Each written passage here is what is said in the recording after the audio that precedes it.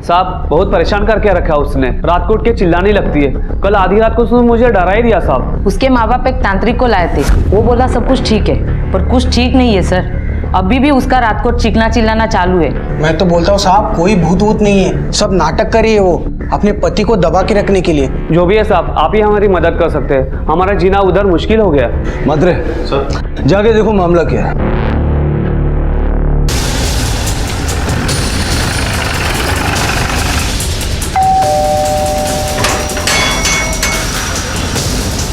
आप शिल्पा के पति सुरेश हैं? जी सर। मुझे आपकी पत्नी से कुछ बात करनी है। मिसेस यादव, आपके पड़ोसियों ने आपके खिलाफ कंप्लेंट की है कि आप रात भर चीखती चिल्लाती रहती हैं, जिसकी वजह से उन सबको प्रॉब्लम होती है, डिस्टर्ब होते हैं वो। क्या प्रॉब्लम है आपको? कोई आपको मारता पीटता है? कोई आपको टॉर्चर करता है? देखिए मिसेस यादव, जब तक आप हमें बताएंगे नहीं तब तक हम आपकी हेल्प नहीं कर सकते। प्लीज बताइए हमें क्या प्रॉब्लम है।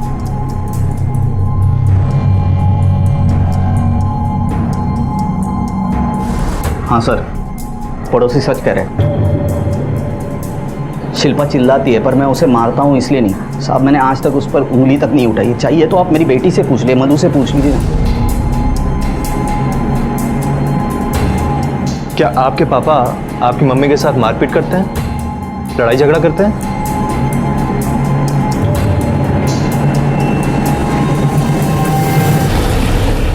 अगर आप दोनों के बीच में कोई लड़ाई झगड़ा नहीं है, कोई अनबन नहीं है, तो तुम्हारी पत्नी ऐसे क्यों रिएक्ट करने लगी? वो रात रात भर चिल्लाती क्यों है? पता नहीं साहब, ये सब कुछ 10 महीने पहले चालू हुआ। कोई कहता है शिल्पा पागल हो गई है, कोई कहता है नाटक कर रही है, उसके माँ बाप कहते हैं भूत का साया है। तो मुझे किसी अच्छे साइकेट्रिस्ट या डॉक्टर को क्यों नहीं दिखाते? साहब मैं शिल्पा से प्यार करता हूँ, आपको लगता है मैंने ये सब कुछ किया नहीं होगा? सब कुछ किया सब, कुछ फायदा नहीं होता इसका। कभी तुमने शिल्पा से ये पूछा है कि आखिर 10 महीने पहले उसने ऐसा क्या देखा या फिर ऐसा क्या हुआ जिसकी वजह से वो ऐसा रिएक्ट करने लगी? बहुत बार पूछा सर, पर वो बताए तो ना। जब होश में रहती है तो गुमसुम रहती है, नींद से उठती है, चिल्लाने लगती है, बिना किसी को बताए घर से बाहर निकल जाती है। सब मालूम नहीं साहब हमारे संसार को किसकी नजर।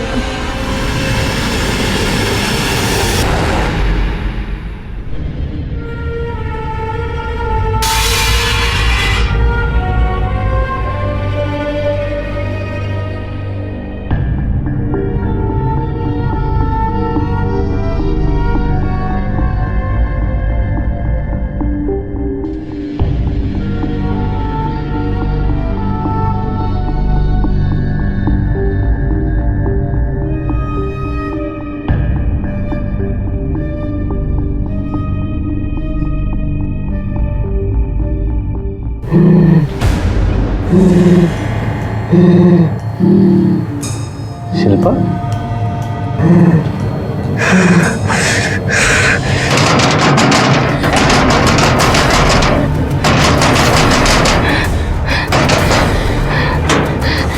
मार डाला उसे, चुन चुन शिल्पा शिल्पा फिर दफन कर दिया। मार डाला उसे चुन चुन को मार डाला, फिर दफन कर दिया। मार डाला उसे मार डाला। सर वो औरत बार बार एक ही बात बोलती रहती थी, मार दिया, गाड़ दिया, दफन कर दिया। और उस टाइम वो एकदम पागल जैसे हो जाती थी, जैसे कुछ बताना चाहती है सर, पर वो कुछ उसके आगे बता नहीं पा रही। मात्रे भूत वाली थियरी तो कंफर्म होने से रही। अब रहा पागलपन। इसका मतलब यह है कि उसके पागलपन की वजह है वो हादसा जो उसके मन में घर कर गया, और ये इतनी डरी हुई है कि नॉर्मली नहीं हो पा रही। इस शिल्पा और उसके पति सुरेश की इंफॉर्मेशन निकालो जरा।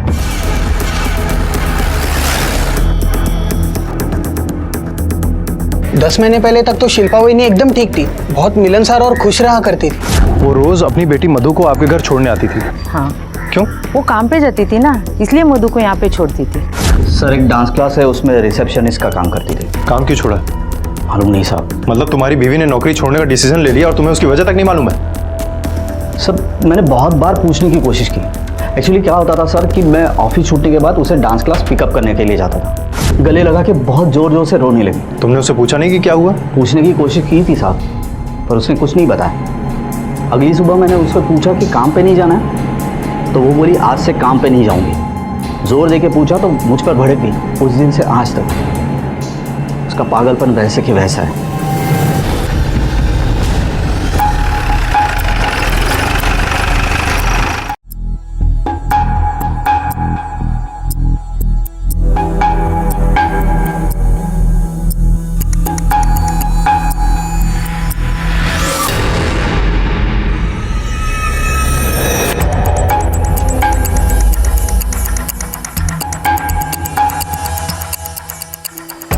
मात्रे, सर पूरा मैदान सूखा हुआ है, ये सिर्फ इतने हिस्से में घास उगी हुई है। जरा आसपास कोई वॉचमैन है तो बुला के लो। ठीक है सर ये डंप यार्ड का वॉचमैन है। कब से काम करते हो यहाँ? 2 साल से। तब तो तुम्हें आइडिया होगा यहाँ कोई पानी की पाइपलाइन जाती है क्या, या पानी का कोई और सोर्स? नहीं साहब, ऐसा तो कुछ नहीं। ठीक है, जाओ। जी सर। मात्रे, पानी का कोई सोर्स नहीं और पूरे मैदान में सिर्फ यहाँ पे हरी घास उगी हुई है, समझ रहे हो? क्योंकि जमीन में दफनाई हुई बॉडी डिकम्पोज होने के बाद खाद का काम करती है।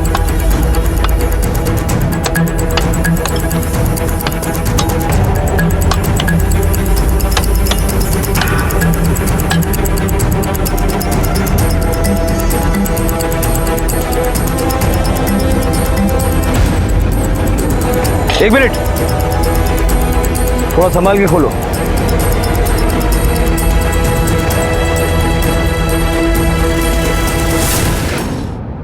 गोल्ड का ब्रेसलेट है हाथ में।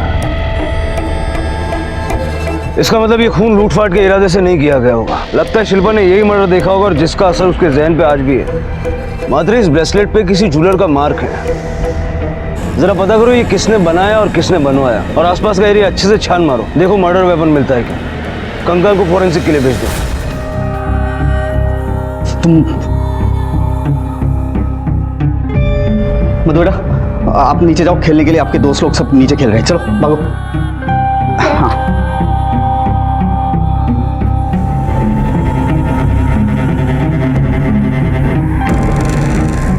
मेरी तरफ देखो, पुलिस आ गई है ना, मुंह बंद रखना, समझी? तू समझी?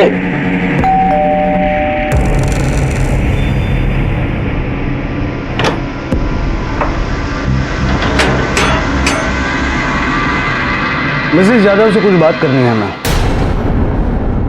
आइए ना सर। मिसेस यादव जिसे आप मार देने की, गाड़ देने की बात करती है, शायद वहां तक हम पहुंच गए। आपकी क्लास के सामने के मैदान में से हमें कंकाल मिला। इसी मर्डर की बात करती है ना, या कोई और बात है? कुछ तो बताइए। मिसेस यादव, जब तक आप हमारी मदद नहीं करेंगी तब तक हम उसको इंसाफ नहीं दिला सकते जिसका मर्डर हुआ है। ये वही मर्डर था ना जिसको आपने होते हुए देखा है? आपने खूनी को भी देखा था ना, आप पहचान सकती हैं ना उसे? कुछ तो बताइए मिसेस यादव, कुछ तो बोलिए। किसने मारा, किसको मारा? आप उनमें से किसी को जानती हैं? अगर पहचान सर प्लीज, अब दोनों से रिक्वेस्ट करता हूँ और जोर मत डालिए। उसकी तबीयत कुछ ठीक नहीं है, 2 दिन से कुछ खाया भी नहीं है उसने, प्लीज। ठीक है, आप जरा हमारे साथ आइए। मिस्टर यादव, डॉक्टर गीता पंचाल एक साइकेट्रिस्ट हैं। आज से आपकी पत्नी का इलाज वो करेंगे, क्योंकि अब ये केस एक मर्डर केस बन चुका है और शिल्पा यादव उसकी आई विटनेस हो सकती है, इसलिए उनका ठीक होना जल्द से जल्द बहुत जरूरी है। इसमें आप भी हमें कोऑपरेट करेंगे? Of course sir. ध्यान रखिएगा उनका। चलते हैं।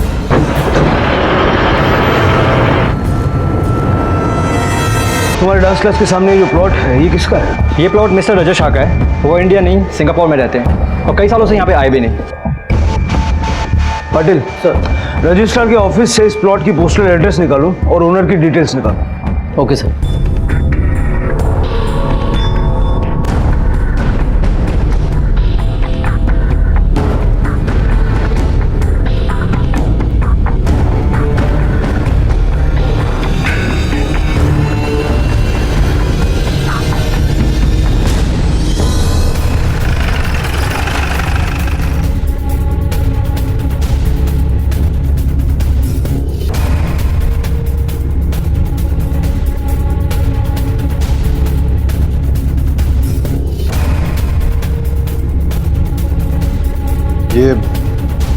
ये ब्रेसलेट आपके ही शॉप पे बना था? हाँ सर, ये हमारे यही का है। बिल दिखाइए। सुभाष मिस्त्री। हाँ, ये हमारे पुराने कस्टमर है और ये उनका पता है।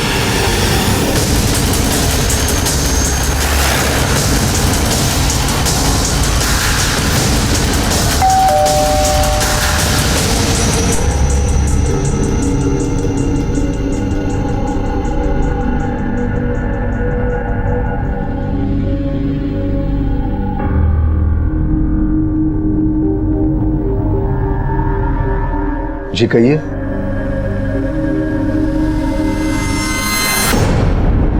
जिस जगह वो कंकाल मिला है उसके सामने डांस क्लासेस। आपकी बेटी डांस क्लास जाती थी क्या? उसकी ऐसी कोई सहेली हो जो वहां जाती और जिससे मिलने वो गई हो? जी नहीं, उसके ऐसे कोई दोस्त नहीं थे।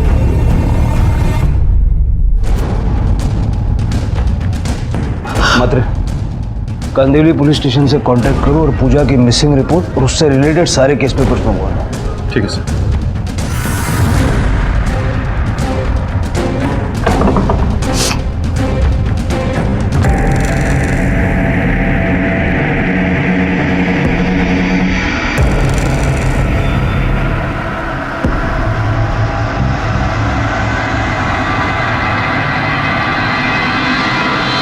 आप लोगों ने अपनी बेटी का कमरा पूरी तरह से समेट दिया। आपको यकीन था कि वो वापस नहीं आएगी? 10 महीने हो गए पुलिस कंप्लेंट किए हुए सर। पुलिस ने उम्मीद छोड़ दी थी पूजा के मिलने की, और हम दोनों में से कोई भी इस कमरे में आता था तो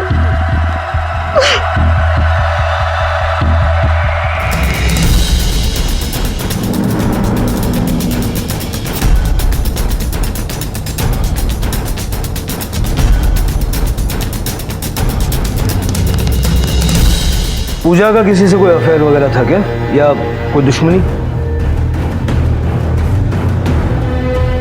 आपकी किसी से कोई रंजिश थी क्या जिसकी वजह से पूजा को कोई मार सकता है? नहीं सर, ऐसा कुछ नहीं था। ये रही कांदिवली पुलिस स्टेशन से पूजा की मिसिंग रिपोर्ट और इन्वेस्टिगेशन की फाइल। इसके मुताबिक पूजा 10 महीने पहले 11 जून 2016 को अपने कॉलेज जाने के लिए निकली थी।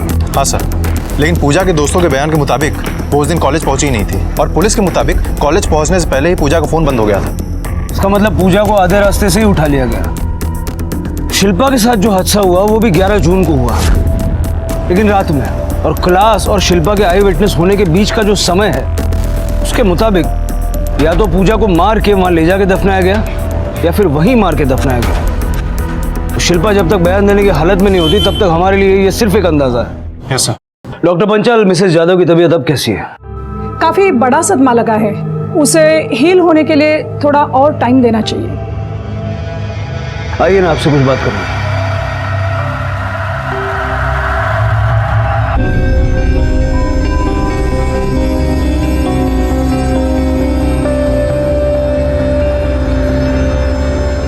बहुत अच्छा, ऐसे ही चुप रहना तो इन लोगों से जल्दी पीछा छूटेगा।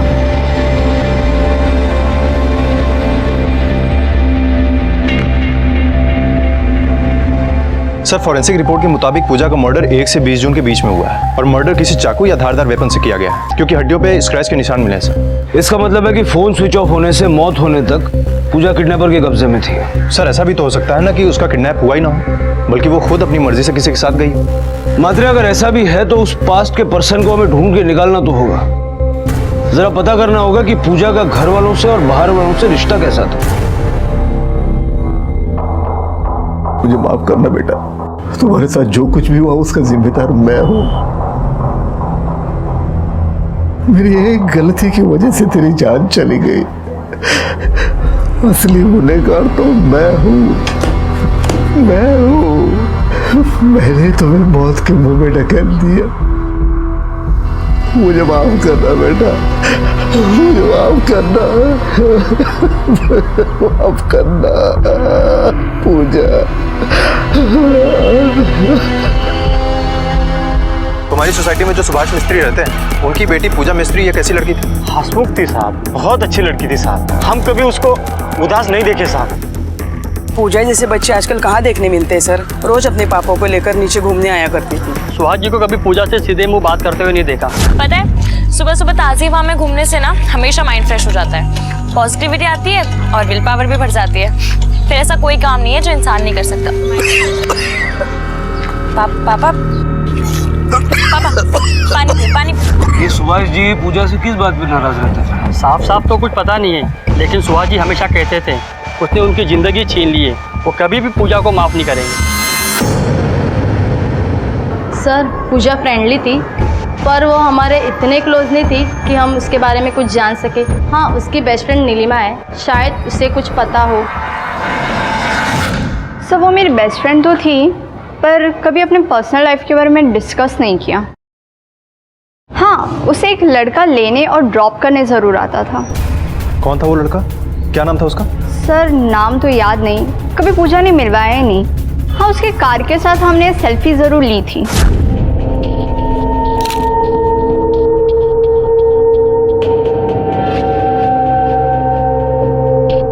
वो सेल्फी है तुम्हारे पास? हाँ, फ़ोन में ही है सर। मुझे दिखाओ।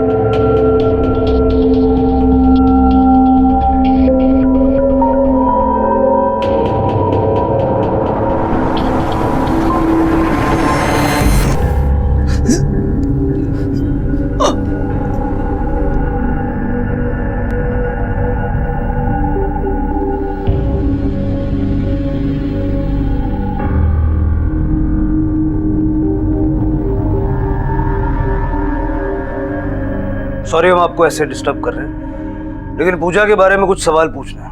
पूछिए। हमें पता चला है कि आप पूजा से बात नहीं करते थे, वजह जान सकते हैं? सर आपने जिस गाड़ी का नंबर दिया था वो गाड़ी किसी असलम के नाम पर रजिस्टर है सर, ये उसके एड्रेस। हाँ, मैं नाराज था उससे, लेकिन नाराज होने की भी वजह थी सर। उसकी एक गलती ने मुझे, 2 साल पहले की बात है, उसने कार चलाने की जिद की थी।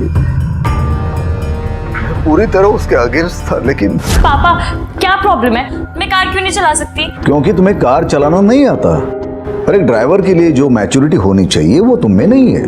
पापा कार एक मशीन है और उसके लिए मैच्योर होने के लिए उसे चलाने आने की जरूरत होती है। पूजा, सिर्फ स्टीयरिंग घुमाना मतलब कार चलाना नहीं होता। अरे उन लोगों के बारे में सोचना पड़ता है जो रास्ते पर चलते हैं। अरे तुम्हारा क्या भरोसा? क्यों बहस कर रहे हैं इससे? जानते हैं कि जीतेंगे। वैसे एक बात कहूं, कार चलाना सीख लिया है इसने। सारिका तुम बीच में मत पड़ना। नहीं मतलब नहीं। उसकी जिद में मैंने अपने दोनों पैर खो दिए। उसके बाद मैंने उसको कभी माफ नहीं किया। अगर उसको माफ करता तो शायद आज मेरी बच्ची मेरे पास होती। मतलब?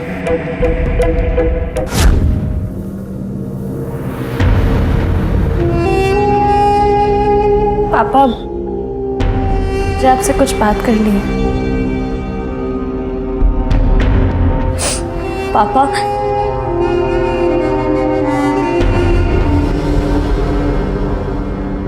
पापा प्लीज एक बार मेरी बात तो सुन लीजिए।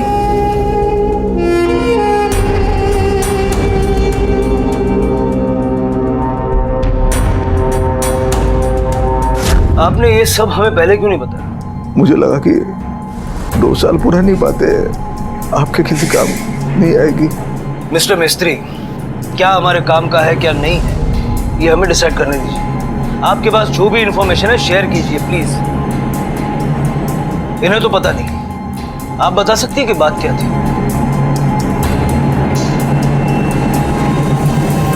राजा हमारा पेंगेस था। अब कहाँ है ये राजा? वो तो पता नहीं, 1 साल का प्रोजेक्ट था उसका। प्रोजेक्ट खत्म हुआ और वो चला गया। हमने पूछा भी नहीं कि कहाँ जा रहा है। और ये पेइंग गेस्ट आपको मिला कैसे? ऐड दिया था पेपर में, वही पढ़कर आया था। हमें लड़का शरीफ लगा, हमने रख लिया। उसकी पुलिस एनओसी करवाई थी आपने? नहीं सर, लड़का ठीक ठाक लगा, शरीफ लगा, तो जरूरत नहीं समझी। ऐसे बिना जान पहचान के, बिना बैकग्राउंड चेक किए, बिना पुलिस एनओसी के आप किसी को भी घर में रख लेते? शर्म आनी चाहिए आपको। आप जैसे लोगों की वजह से क्राइम को बढ़ावा मिलता है।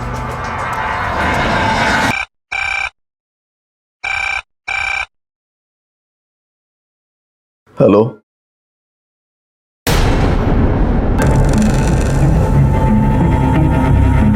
साले तेरी हिम्मत कैसी हुई यहाँ फोन करने की? तेरी वजह से मेरा सब कुछ। हेलो, तुमने यहाँ क्यों फोन किया? रुको, मैं आती हूँ तुमसे मिलने।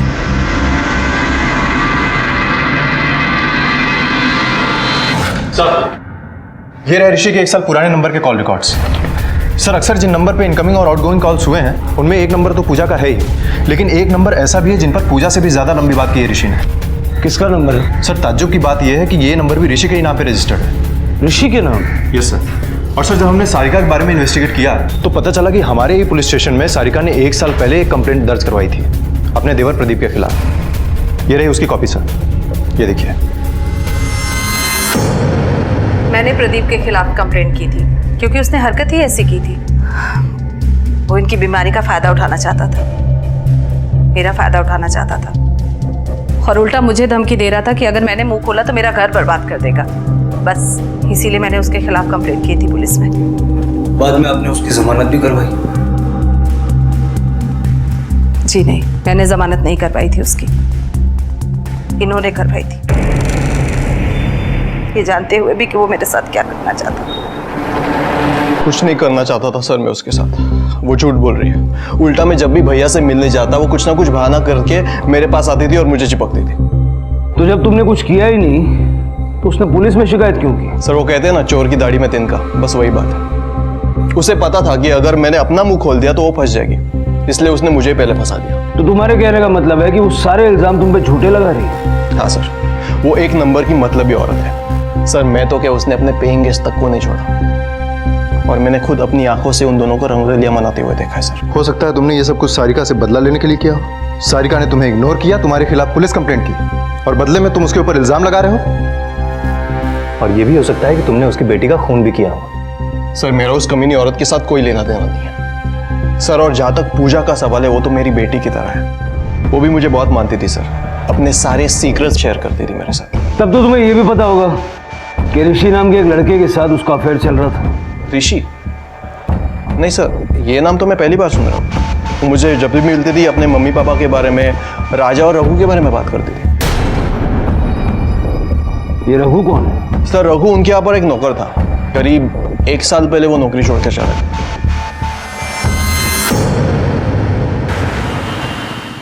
पता करो ये रघु आजकल कहाँ है।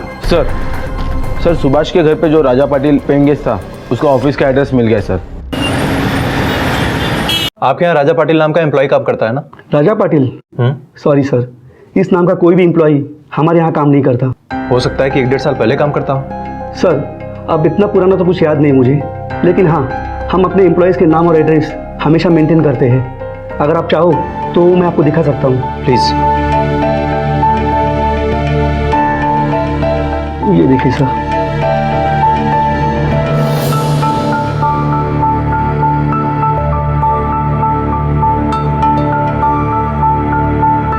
ऋषि नायक, ये ऋषि आपके यहाँ एम्प्लॉय था ना? जी हाँ सर। मुझे इसके फोटोग्राफ्स और पूरी इंफॉर्मेशन चाहिए। ये देखिए सर।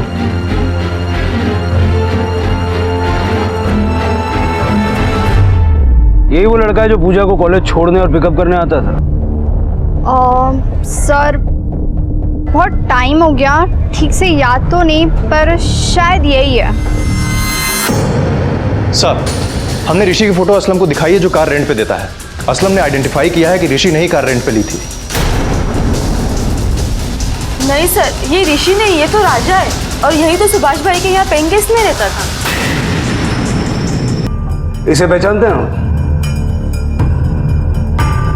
सर, ये तो राजा है, यही तो था हमारे यहाँ पेइंग गेस्ट। तब तो आपको ये भी पता होगा कि यही आदमी राजा और ऋषि नाम की 2 आइडेंटिटी के साथ जी रहा था।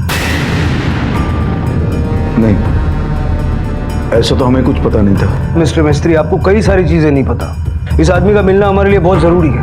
क्योंकि हो सकता है कि इसका पूजा के खून से कोई वास्ता हो। सारिका जी, आपको तो जरूर पता होगा। जी नहीं।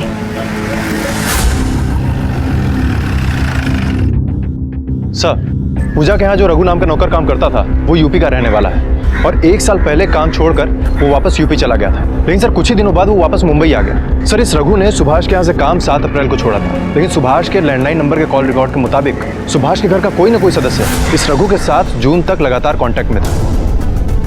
कौन हो सकता है जो रघु से कांटेक्ट बनाए हुए था? सुभाष, सारिका या फिर पूजा? इस रघु को उठा लो और सारिका पे नजर रखो, क्योंकि अगर प्रदीप के बयान में जरा सी भी सच्चाई है तो सारिका राजा को बचाने की कोशिश जरूर करेगी। ठीक है सर, ऋषि तो वैसे ही बहुत चालू चीज था साहब। ऐसे तो पगार ज्यादा नहीं थी, फिर भी गाड़ी लेकर घूमता था और जब भी देखो सुबह में अलग लड़की, शाम में अलग लड़की होती थी। एक ही घर की माँ और बेटी दोनों को घुमा रहा था सर। ये लड़की थी क्या जिसे घुमा रहा था? हाँ, यही थी सर। और ये वो औरत थी? जी सर। आई थोड़ा तो खा ले। मुझे नहीं खाना।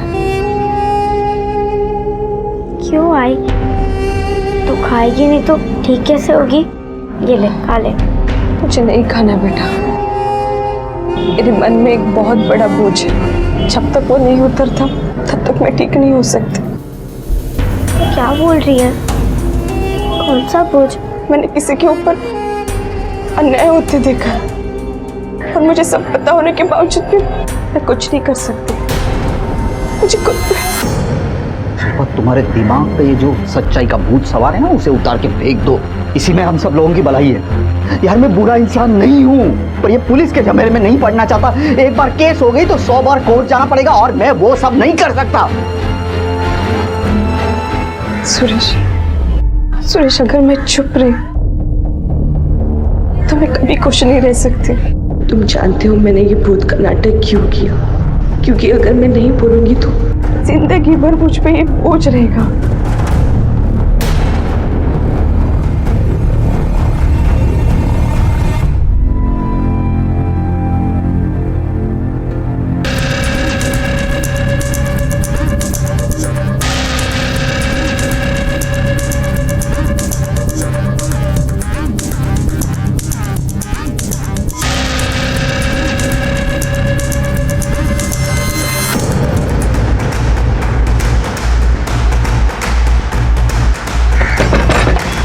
सारिका, सारिका, देखो हमें मालूम है कि तुम अंदर हो।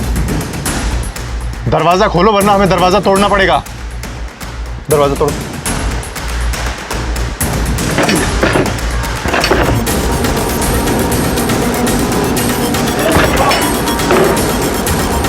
पकड़ो सर।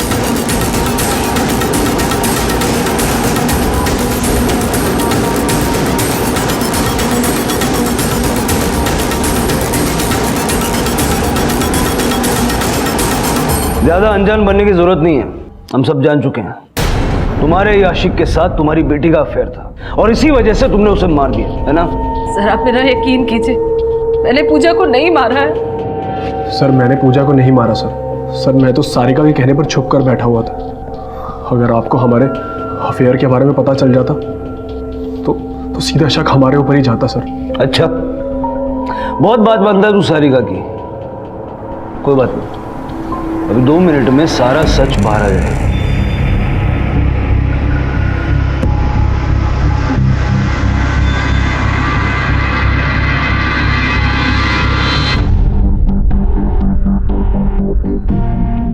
नहीं सर, मेरे आंखों के सामने खून हुआ था।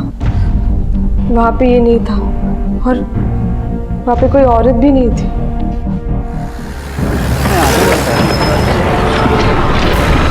पकड़ो उसको। कहाँ भाग रहा है?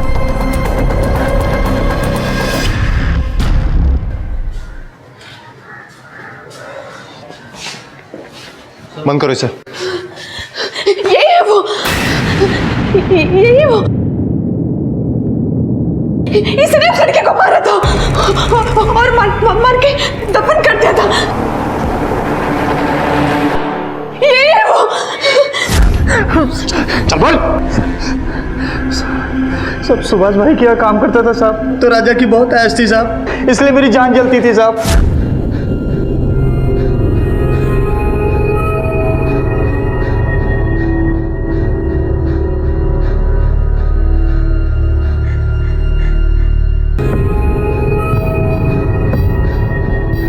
पूजा, नाश्ता कर लो।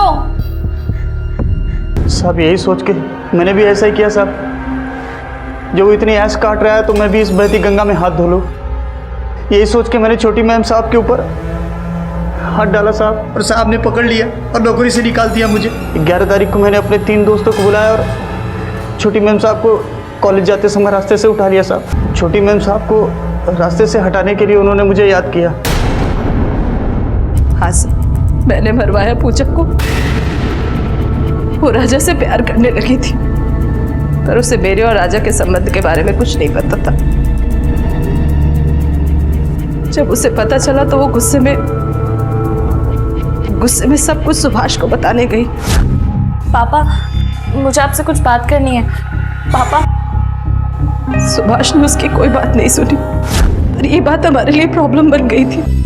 पूजा ने रात दिन एक ही रट लगा रखी थी राजा से कि वो मुझे छोड़ दे और उससे शादी कर ले। इसीलिए मजबूरी में आकर मुझे ये डिसीजन लेना पड़ा। राजा को सेव करने के लिए मैंने पहले उसे घर से बाहर निकाल दिया, फिर रघु को पैसे देकर पूजा को मरवा दिया। अच्छा होता अगर तुम्हारी असलियत सबके सामने नहीं आती, क्योंकि जैसा घिनौना काम तुमने किया है ना, किसी को भी ये जानकर विश्वास नहीं होगा कि ऐसी भी माँ हो सकती।